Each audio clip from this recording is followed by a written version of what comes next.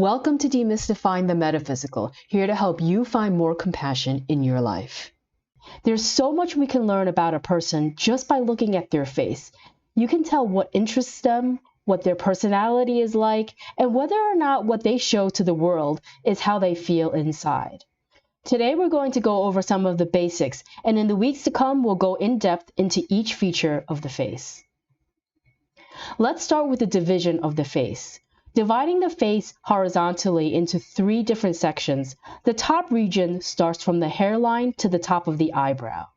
The middle region includes the eyebrows, eyes, and nose, and the bottom region starts from where the nose ends to the chin.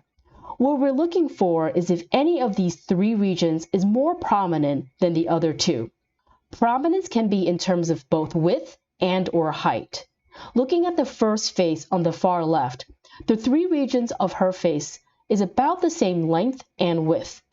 The chin is naturally more narrow, so what we're looking for is the distance between the edge of her lips to her jaw, where the blue arrow is pointing. Notice how this part of her face is not very narrow nor very wide. Her face is considered well balanced across all three regions. Moving to the second person, notice how her forehead is slightly more than a third the length of her face, and her forehead is wide and rounded, making it the prominent feature of her face. People with larger top regions are analytical. They're more likely to use logic and reason as opposed to going with their feelings. People with a receding hairline will most likely fall into this category. Moving to the third person, the mid-region of her face is the longest and widest of all three. People with a prominent mid-region are ambitious, interested in financial matters, and have the potential to be a leader. And finally, the fourth face on the far right is an example of a face with a prominent bottom region. If you draw a line down the side of her face, notice how her jaw is the widest part of her face. People with a predominant bottom region are practical, passionate, and in touch with their physical senses. Now let's divide the face into two sections vertically down the center.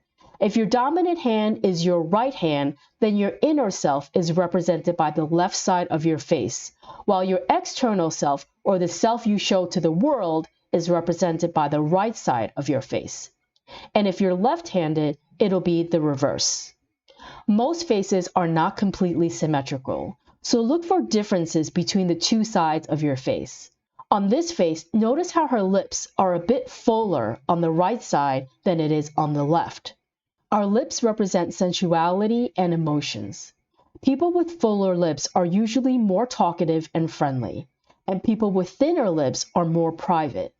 Assuming that she's right-handed, since her lips are fuller on the right side than it is on the left, it could mean that she shows a sociable and affectionate side to the world, but prefers to share her personal and private thoughts only with her inner circle. The different features on the face can be categorized as mountains or rivers. Mountains are the hard or bony features like the forehead, cheekbones, nose, chin, and jaw, while river features are the soft features like the ears, eyebrows, eyes, nostrils, mouth, and the philtrum, which is the groove between your nose and the upper lip where the blue arrow is pointing. If a person's mountain features are more predominant, like what we see on this person, then they'll have more yang or masculine energy, while people with larger river features will have more yin or feminine energy. People with more masculine energy are more set in their ways and living life in the external world, while people with more feminine energy are adaptable, creative, and intuitive. Now let's take a look at what the broadness of our face means.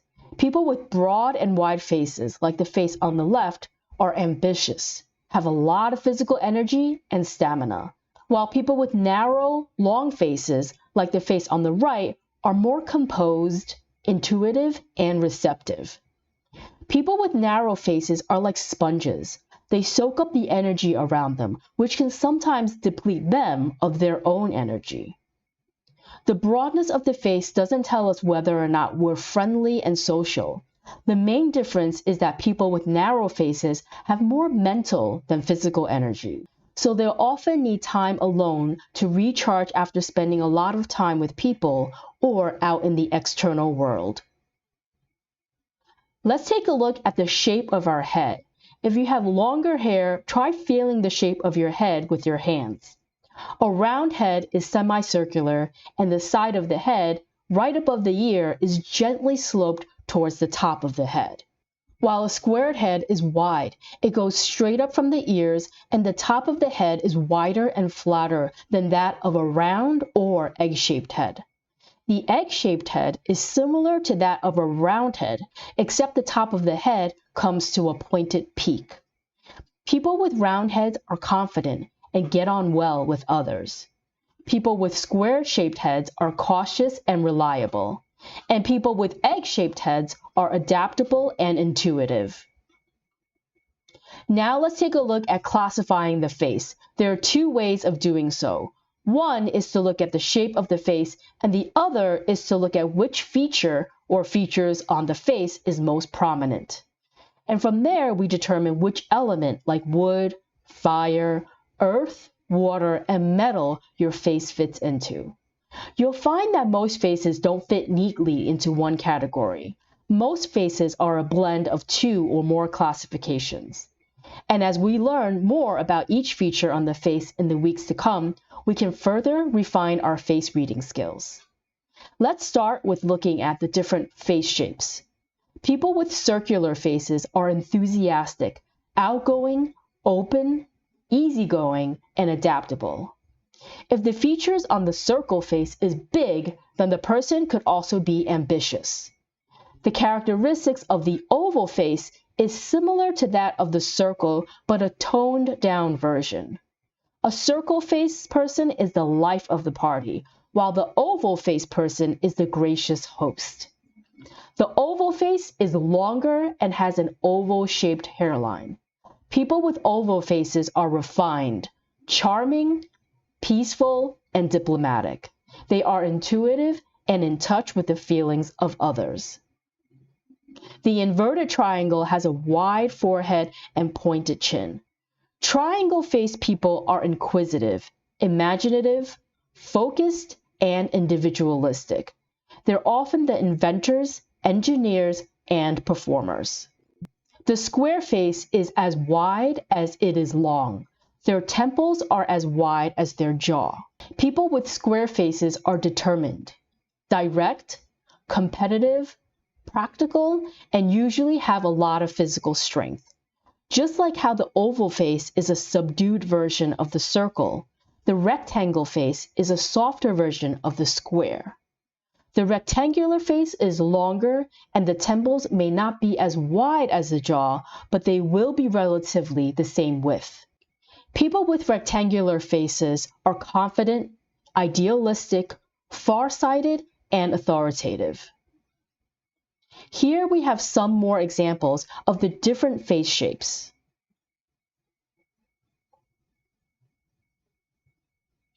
Before we start classifying the face by the 5 elements, let's take a look at what each feature on the face represents and the element it's associated with. Starting with the water element, the ear shows us our willingness to take risks, be it financial or physical risk. The hairline and forehead, both water elements, show us our ability to fit into society and the type of influence we receive or inherit from our family. It shows the way our belief system was shaped. The chin, another water feature, represents our willpower. Looking at the 3 features of the wood element, starting with the eyebrows and brow bone. The brow bone represents our assertiveness and need for control, and our eyebrows reveals our temperament and pride. The jaw, another wood feature, reflects our will and determination. Moving to the metal element, which includes the cheekbones and the nose. Our cheekbones shows our ability to be authoritative, and the nose represents our ego, power, and drive. The 2 earth element features are the lips and the lower cheeks. The lower cheeks is the part of the face that is to either side of the mouth. This area is often referred to as money bags in face reading. Lips represent our sensuality and passion, and our lower cheeks represent our energetic reserve and/or our desire to save for a rainy day. And finally, the eyes and the tips of all features, like the end of the eyebrows, the corner of each side of the eye, the tip of the nose, and the corners of the lips represent the fire element. If these edges and corners come to a sharp, tapered edge, then it adds to the element of fire to a person's personality. On this person's face, her eyebrows and lips come to a very tapered edge. Applying what we just saw to the faces we see here, the two main common attributes on these faces is a rounded upper forehead and a prominent chin. A prominent chin can be wide, long, and/or padded. The best way to tell if a chin is padded is by looking for the faint line on the chin right under the lower lip where the red arrow is pointing. Other signs of the water element on the face is puffiness under the eyes, like what we see on the first face on the far left.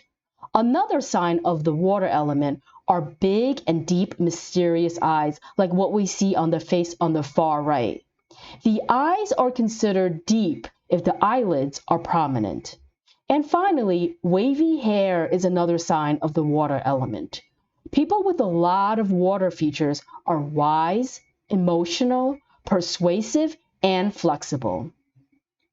The wood face has similar characteristics to that of a rectangular face.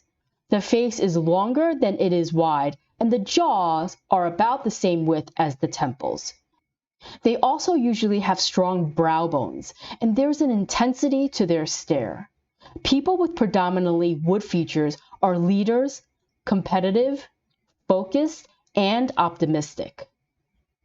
The metal face has high and/or full cheekbones, and there's a large gap between their eyes and eyebrows, giving them a very cool and serious look. Another sign of the metal element is a long and narrow nose like what we see on this guy's face. People with predominantly metal element features are sensitive, refined, reserved, and idealistic. Main features of the earth element are full lips and/or a wide smile and full lower cheeks. The lower cheek is the area where the blue arrow is pointing on the person in the picture on the far left. Often the face is round, but no matter the face shape, the face looks soft. Their skin has a creamy, translucent look to it, and they are warm and friendly. People with predominantly earth features are empathetic, dependable, methodical, and patient. The fire face has sharp edges and corners to its features. Other signs of the fire element are freckles, a cleft chin, and red hair. People with fire energy are passionate, enthusiastic, active, playful, and extroverted. Here we have the timing on the face. Let's say you're 40 years old and you are a woman. Then you will look to the outer edge of your left eye to understand your luck and fate for the year. Notice how on the man's face, it's the opposite eye, so you look at the outer corner of the right eye.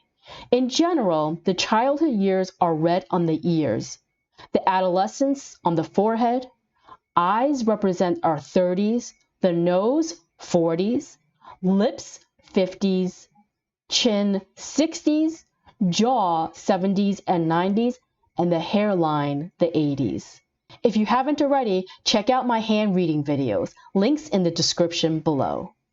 If you've enjoyed the video, feel free to share, like, and subscribe. Thanks for watching and see you in the next video.